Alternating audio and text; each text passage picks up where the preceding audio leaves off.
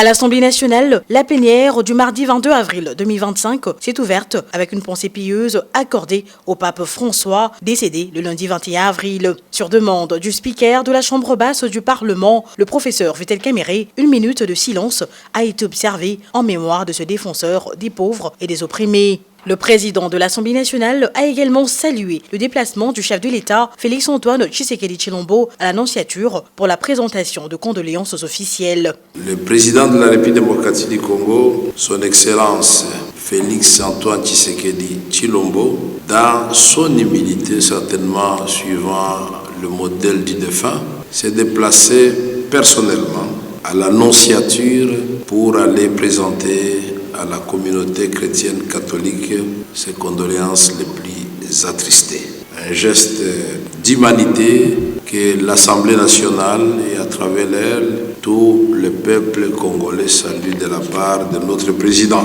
La session ordinaire de mars, connue pour être une session de production et de contrôle législative, la Chambre basse du Parlement s'y emploie avec beaucoup de sérieux et de rigueur. Pour la première production législative de cette session, on note 2 propositions de loi émanant du député national André Mbata. La première loi, déjà examinée et adoptée lors de la précédente législature, mais réexaminée au cours de cette plénière, il s'agit de la proposition de loi portant création de l'Ordre national du Léopard, qui ayant déjà existé par le passé, mais avait été supprimée suite à la promulgation de la loi numéro 009/2002 du 5 août 2002 portant création de l'Ordre des héros nationaux. Tous les mérites et loyaux services rendus au pays pour donner le droit d'admission dans l'ordre des héros nationaux ne peut pas être uniquement des mérites héroïques. Les autres mérites donc et les loyaux services ne peuvent donner droit qu'à l'admission dans un ordre tout aussi important mais inférieur et moins prestigieux que l'ordre national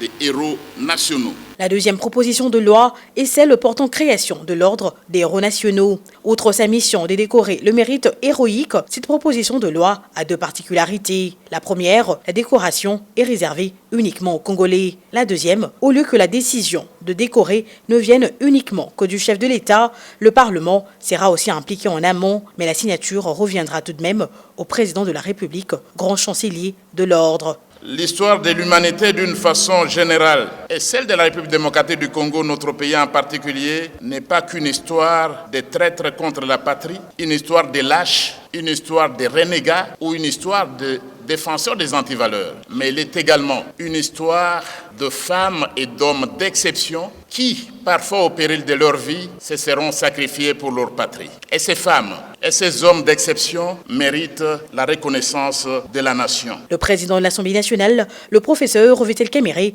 qui juge pertinentes ces 2 propositions de loi, a cependant plaidé pour la reconnaissance des autres pères de l'indépendance comme des héros nationaux, ainsi que d'autres figures de proue dans la gestion du pays. Les évêques qui avaient été tués à l'est de la République démocratique du Congo pour sauver l'unité de notre pays, éviter la balkanisation. Monzirwa, Kataliko, Mboga, ils sont partis et la patrie semble les oublier. Mamadou Ndala, le général Baouma, est-ce que Mbouja Mabé ne mérite pas d'être décoré quelque part? Au cours du débat général, plusieurs amendements ont été soulevés et des propositions de noms à reconnaître ont été faites. Admettons que la République est frappée par une épidémie et qu'un collègue scientifique arrive à trouver une formule qui va guérir la population, qui va sauver des vies. Est-ce qu'il n'y a pas moyen d'intégrer les faits, par exemple les sociétaux, pour adhérer à cet ordre des héros nationaux? La mémoire du Sphinx délimité perd son âme. Plus de 30 ans dans l'opposition pour libérer le peuple congolais. Il n'a jamais touché les armes. Est-ce qu'il est honoré comme il se doit? J'aimerais que l'ingénieur Philomène Omatuku, par devoir de mémoire, c'est mieux que cette personnalité féminine qui a joué les rôles comme vous le faites aujourd'hui, honorable président, que ça soit aussi inscrit en gras pour qu'elle soit aussi décorée. Il est important pour nous de pouvoir reconnaître le mérite de ceux qui ont bâti la nation et que nous puissions les honorer même pendant qu'ils sont vivants. Si ma mémoire ne me trahit pas, il y a eu un Congolais